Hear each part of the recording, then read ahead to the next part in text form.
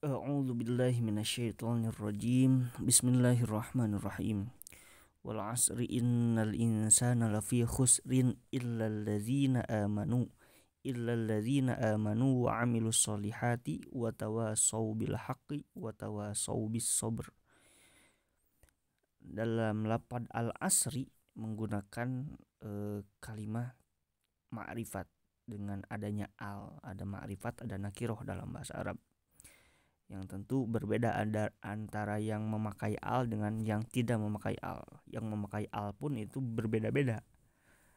Jenis-jenis lapad yang menggunakan alif lam itu berbeda-beda. Jadi alif lam sendiri memiliki beberapa faidah atau manfaat atau guna, sehingga fungsinya berbeda-beda. Nah, katakanlah pelafalan demi masa wal asri merujuk kepada masa apa saja, karena ma'rifat berarti ini bukan masa secara umum tapi masa secara tertentu, entah merujuk pada sesuatu, masa apa, masa yang mana, itu karena ma'rifat. Nah, pelafalan demi masa merujuk kepada masa apa saja, entah dari awal terciptanya masa hingga akhir, sebagaimana dalam kitab-kitab tafsir. Berarti jika begitu maka al ini al lil jinis atau istigrok, karena memasukkan seluruh periode yang ada. Jika wal asri demi masa, maksudnya masa di sana sejak masa awal penciptaan hingga masa paling akhir, wal asri itu namanya berarti alnya al lil istigrok. Sebagaimana kata Syekh Asy-Syinkiti, fakila huwa ad-dahru kulluh, kurang lebih Allah bersumpah menggunakan seluruh masa seutuhnya, ya karena banyak hal ajaib dalam masa itu sendiri, mulai dari umat yang berlalu, ada umat yang datang baru, takdir yang berlaku, ayat Allah yang muncul dan dia tidak pernah berubah, malam diganti siang, siang disambut malam. Jadi masa itu sendiri adalah keajaiban. Masa itu ada tapi kaya-kaya tidak ada, bergerak tapi kaya-kaya diam. Rasanya waktu itu ibarat sebuah bahtera yang berjalan bersama kita sebagai penumpangnya, sedangkan kita tidak melihat gerakannya sama sekali. Jadi masa adalah ayat keren. Dulu tidak diketahui awalnya, sekarang pun tidak diketahui bagaimana ia berakhir, apalagi di masa depan. Kita bisa menerka-nerka bagaimana masa depan, tapi tidak bisa menebak bagaimana akhir daripada masa. Nah, atau katakanlah masa-masa yang identik dengan hadirnya para rasul sebagai penyelamat manusia, disebut al-asri, memakai al-ma'rifatnya itu maksudnya masa yang identik dengan hadirnya rasul sebagai penyelamat manusia, sehingga siapapun yang menolak maka rugi dan diazab, sebagaimana yang difirmankan Allah wa idzar rusul uqitat dalam surat Al-Mursalat, ketika masing-masing rasul diberi waktu. Wa idzar rusulu uqitat, diberi waktu, yakni ada masanya. Demikian menurut sebagian tafsir. Dan Al-Quran banyak sekali menceritakan masa-masa rasul. Di antaranya dalam surat Al-Baqarah, kana nasu ummatan wahidatan fab'atsallahu nabi. Dalam surat Al-Baqarah ayat 213. Jadi manusia itu dulu sepemahaman, lalu berbeda-beda, lalu terpecah belah, lalu Allah mengutus para nabi sebagai penyelamat. Mereka diutus membawa panduan kebenaran supaya menghukumi terkait perbedaan. Lalu ada yang zalim, lalu ada yang dapat hidayah. Itulah yang terjadi di masa-masa kenabian, yaitu manusia rugi karena terpecah belah, tidak mau diatur, akhirnya diazab dan seterusnya. Juga dalam surat Yasin, ya hasratan 'alal ibadi ma ya'tihim min rasulin illa kanu bihi yastahzi'un. Alam yarukam ahlakna qablahum minal quruni annahum ilaihim la yarji'un. Betapa ruginya orang-orang setiap ada rasul pasti diolok-olok, pasti direndahkan, pasti dihina.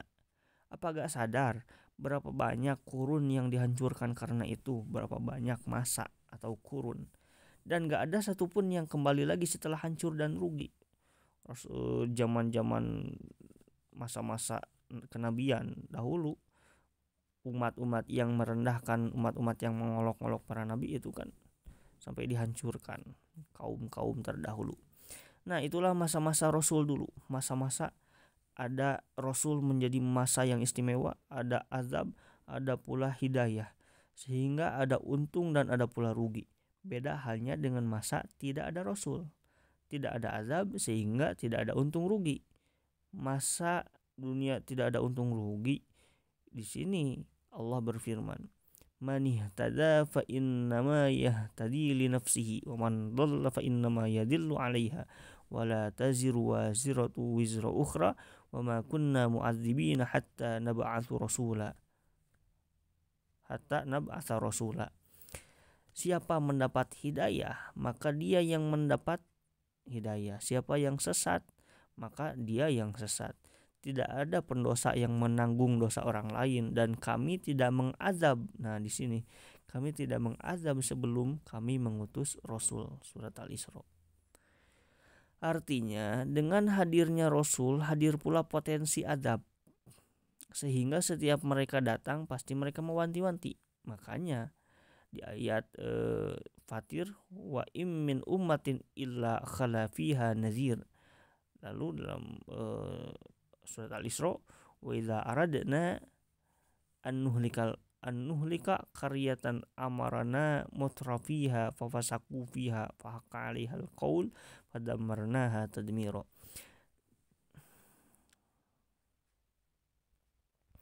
Dan jika kami ingin menghancurkan sebuah desa, maka kami perintahkan orang-orang mewahnya lewat lisan para utusan.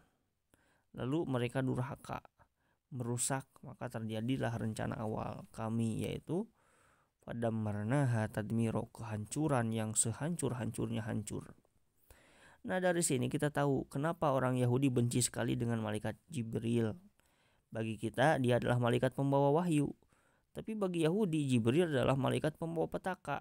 Ya, karena tidak ada Jibril kecuali ada Rasul. Dan setiap ada Rasul maka harus siap-siap karena bakal ada azab.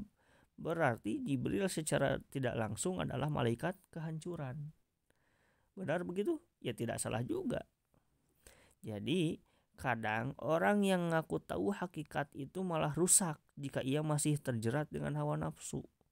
Makanya Allah marah pada mereka. Qul man kana aduwwan li Jibril fa innahu nazzalahu ala qalbika biidnillahi musaddiqan lima baina yadayhi wa hudaw wa busyra lil mu'minin. Katakanlah Muhammad, siapa yang memusuhi Jibril, matilah. Dia itu yang turun bawa Quran ke hatimu atas izin Allah sebagai pembenar kitab terdahulu, sebagai petunjuk dan sebagai kabar gembira bagi orang beriman. Walhasil, makna al-asr dengan pemahaman ini bisa kita simpulkan begini. Masa-masa ada Rasul adalah masa yang istimewa. Sebab bisa jelas mana yang benar dan mana yang salah. Yang tidak mau ikut Rasul berarti rugi. Padahal sudah diwanti-wanti, sudah diperingatkan, dan sudah disabari. Dan yang mau ikut para Rasul berarti selamat. Hanya saja menurut kacamata dunia mereka tidak keren sebab bukan orang mewah, bukan mutrof. Tadi kata mutrof. Makanya mereka disuruh saling berwasiat agar bersabar sebagaimana Nabi diperintah oleh Allah. Wasbir nafsaka ma'al ladzina yad'una rabbahum bil ghadati wal 'ashyi yuriduna wajhah. Dalam surat Al-Kahfi. Sabarkanlah dirimu bersama orang-orang yang berdoa kepada Tuhannya siang malam hanya demi mengharap ridhonya. Jangan melirik yang lain hanya karena ingin perhiasan kehidupan dunia. Jangan taati orang yang kami buat hatinya lalai dari mengingat kami dan dia mengikuti hawa nafsunya dan masalahnya berlebih-lebihan. Nah, masa-masa para Rasul inilah masa Islam yang tersirat dalam firman Allah surat Ali Imran. Qul amanna billahi wa ma unzila alaina wa ma unzila ala Ibrahim wa Ismail wa Ishaq wa Yaqub wal asbat. Katakanlah kami beriman kepada Allah dan kitab yang diturunkan pada kita dan pada Ibrahim, Ismail, Ishak, Yakub, asbat. Kitab yang diturunkan pada Musa, asbat itu ada golongan Musa, Isa dan para nabi dari Tuhan mereka. Kami tidak membeda-bedakan mereka dan kami Islam. Wa nahnu lahu muslimun. Wa may yabtaghi ghairal islami dina, barang siapa mencari agama selain Islam maka tidak akan diterima dan dia di akhirat termasuk orang-orang merugi. Nah, selanjutnya katakanlah masa yang disinggung wal asr ini adalah masanya Nabi kita, Nabi Muhammad SAW. Tentu masa di mana ada kanjeng Nabi sangat berbeda dengan masa-masa sebelumnya. Jika dulu setiap ada Rasul berarti ada azab, maka khusus di masa kanjeng Nabi berubah. Kenapa? Jelaslah, karena beliau kekasih Allah, maka umat beliau adalah umatnya sang kekasih. Kata beliau, ummati hadhihi ummah marhumah, umatku ini umat yang dikasihi, umat yang dirahmati. Kata Allah, wa ma kana liyu'adzibahum wa anta fihim. Allah tidak akan mengazab mereka selama kamu, wahai Muhammad, ada di situ. Bayangkan seperti apa kupurnya orang-orang kafir Mekah kepada beliau, memusuhinya mereka, merendahkan, menghina, bahkan tidak jarang mereka sampai hampir mau membunuh, ya bukan hampir, mereka membunuh, merencanakan pembunuhan Nabi. Sampai-sampai Mekah diberi label dalam Al-Quran dengan kata kota orang zolim. Rabbana akhrijna min hadhil qaryatiz zalimi ahluha. Ya Allah, keluarkan kami dari kota yang penduduknya zalim ini. Al-qaryah az-zalimi ahluha. Bahkan kurang apa dosanya kufar Mekah saat mengusir Nabi dan para sahabat. Sampai-sampai kata Allah, wa ka'ayyim min qaryatin hiya asyaddu quwwah. Berapa banyak kota yang lebih dijaya, lebih kuat, lebih hebat daripada kota yang telah mengusirmu. Semua kami hancurkan dan tidak ada penolong bagi mereka. Pertanyaannya, apakah Mekah Allah hancurkan gara-gara mengusir Nabi? Ya, sebagaimana kita ketahui dan saksikan, tentu tidak. Apakah Mekah porak-poranda ketika tidak ditinggali oleh kanjeng Nabi? Juga tidak. Malah semuanya masuk Islam. Sejahat-jahatnya Abu Lahab punya anak Darroh dan ia Islam. Sekejam-kejamnya Abu Jahal punya anak Ikrimah dan ia Islam. Terus kenapa? Inilah masa-masa kanjeng Nabi Muhammad SAW. Maka jika wal asri adalah masa beliau, yakni masa yang sangat penuh dengan rahmat, sangat banyak sekali hidayah, sangat ramai sekali pertolongan Allah, maka sungguh benar-benar merugi orang-orang yang tidak beriman, rugi orang-orang yang tidak berbuat soleh, tidak baik, tidak benar, dan tidak mau sabar untuk menjaga kenikmatan-kenikmatan seperti ini. Rugi. Itu wal asri. Sekarang anggaplah asar di sini itu maknanya adalah asar, demi waktu asar. Ya, sholat asar, waktu asar. Bagaimana cara menyikapinya, bagaimana cara mentadaburinya? Waktu asar itu kan waktu sore. Waktu sore itu ya sore, senja. Bila waktu menunjukkan senja, menunjukkan pada waktu senja, itu artinya sebagian besar masyarakat siap-siap pulang ke rumah. Yang dari kantor pulang ke rumah, yang dari sawah, yang dari pasar itu pulang ke rumah, atau kegiatan apa saja ya.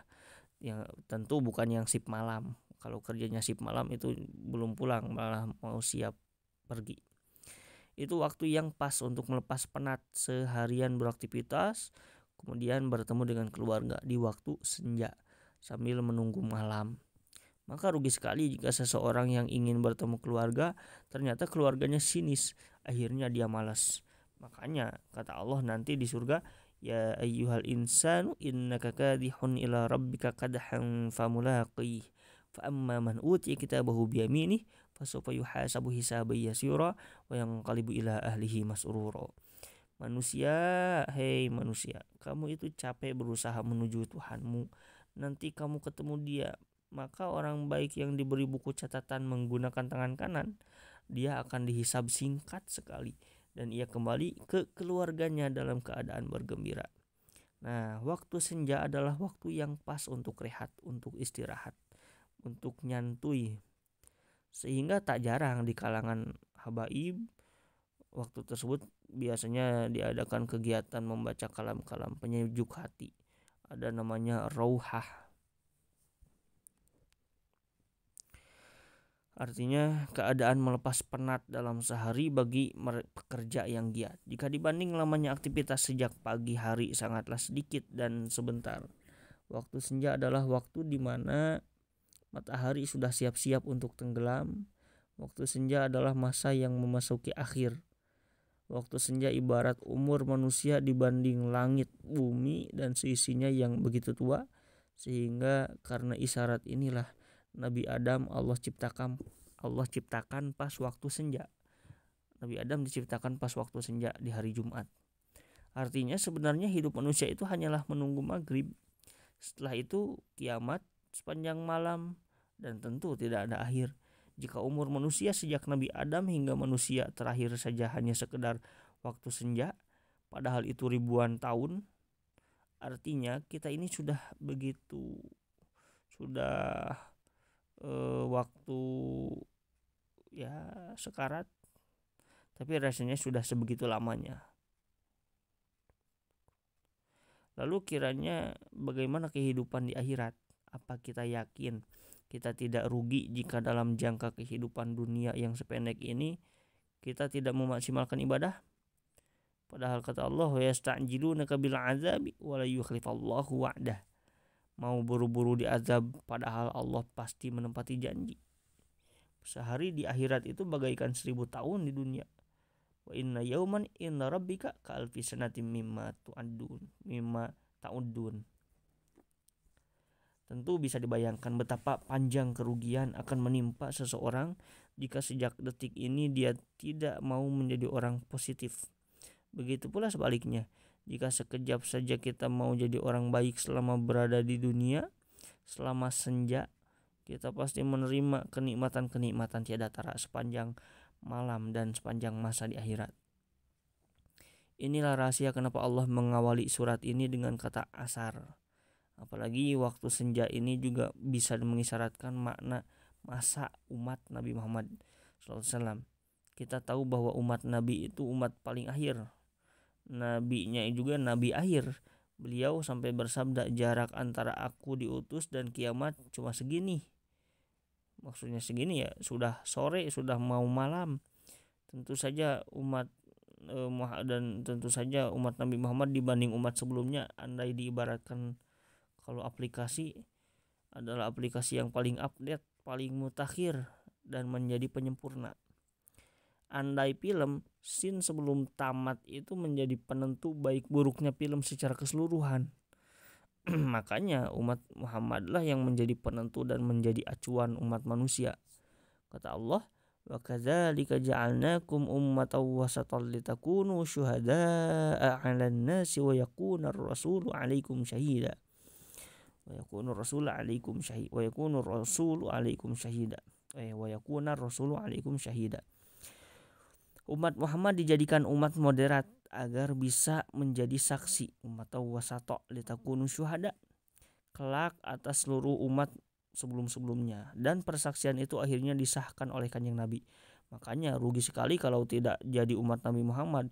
Sekeren-kerennya umat Nabi lain dibanding umat Nabi Muhammad itu tetap rugi karena mereka bukan yang terbaik, bahkan meskipun Bani Israel, sebab mereka hanya pernah menjadi yang terbaik, bukan senantiasa atau selalu menjadi yang terbaik. Namanya juga pernah, dengan kata lain mereka cuma mantan.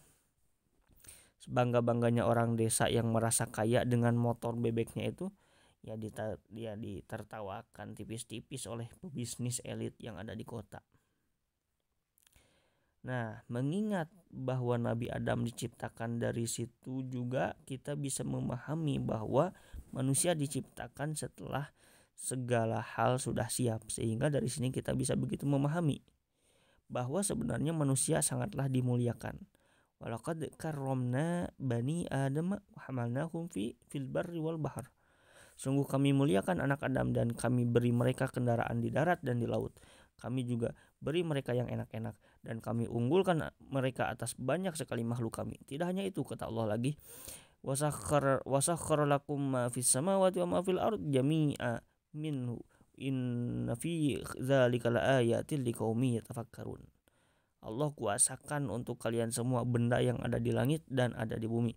Semuanya itu hadiah dari Allah. Di situ sungguh banyak ayat-ayat bagi yang mau berpikir, tanda-tanda kekuasaan keagungan Allah bagi orang yang mau berpikir. Artinya, jika kamu memuliakan seseorang tanpa dia minta, bukan karena kamu ingin sesuatu, tapi kamu memang baik, lalu ternyata orang tersebut durhaka, apa itu tidak dinamakan merugi? Oke lah, anggap saja kamu tidak kecewa, tapi kan dia benar-benar menampakkan jati dirinya yang buruk. Nah, itulah kerugian. Itu baru kamu. Lah ini Allah yang menyiapkan segalanya. Rugi serugi-ruginya dia karena menyia-nyiakan kehormatan dan penghormatan yang begitu agung. Masya Allah. Ya wal asri, dengan segala maknanya. Sekarang ingin bahas secara umum mukjizat. Kita bahas secara umum mukjizat dari ayat ini. Surat ini adalah surat konsensus kriteria ahli surga. Anggaplah surga itu sebuah fakultas yang untuk bisa memasukinya harus ada beberapa tes dan ujian seperti tes matematika, tes sosial, tes sains, tes-tes lain.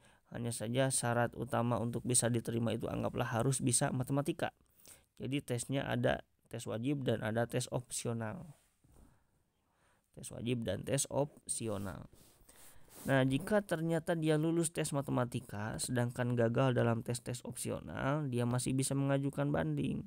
Bisa jadi dia akhirnya diterima.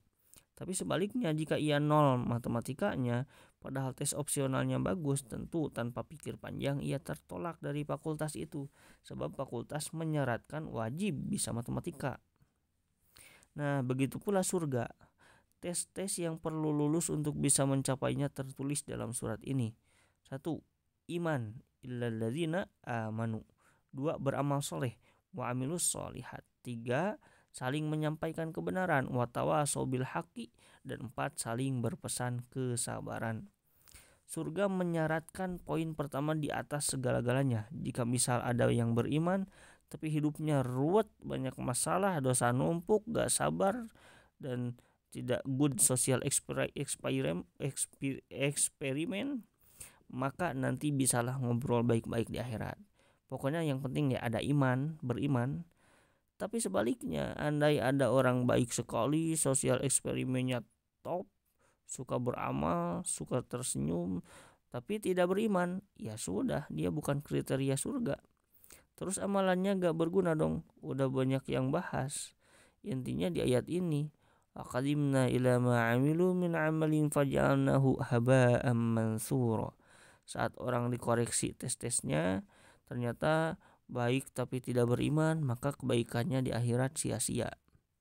Gak adil atau jahat? Ya tentu tidak. Kan dia yakin bahwa tidak ada akhirat. Ya sudah. Nabi bersabda, jika ada orang masuk Islam terus baik Islamnya, maka Allah menerima kebaikan yang ia pernah lakukan sebelum masuk Islam. Dosa-dosanya sebelum masuk Islam dihapus. Barulah setelah itu ada pembalasan. Satu kebaikan dibalas 10 bahkan 700 kali lipat. Dan satu keburukan dibalas 1 dosa. Itu pun kalau tidak dimaafkan Allah. Artinya seluruh kebaikan orang yang belum Islam sebenarnya sudah ditulis, cuma belum disetor. Begitu kata para ulama tentang makna kataba. Makanya rugi. Nah, iman di konteks ini maksudnya fa in amanu bimitsli ma amantum bihi faqad ihtadaw, yaitu iman dengan bentuk seperti cara imannya orang Islam. Inilah makna dari firman Allah yang kadang disalahpahami. Innalladzina amanu walladzina hadu wan nasara was-sabiina man amana billahi wal yaumil akhir wa amila shalihan falahum ajruhum inda rabbihim wala khaufun 'alaihim wala hum yahzanun. Orang mukmin, orang Yahudi, orang Nasrani dan sabiin pokoknya beriman kepada Allah dan hari akhir serta beramal soleh, maka masuk surga.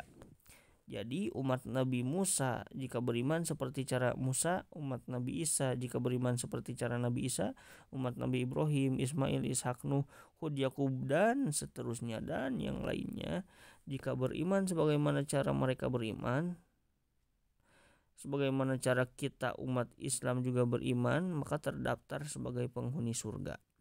Urusan klaim mengkapling surga itu ya urusan Allah. Segala sesuatu yang ditentukan akhirnya pas mau mati yakni pas wal asri, waktu asar. Jadi segala sesuatu ditentukan akhirnya pas mau mati, pas waktu asar. Wallahu a'lam bishawab.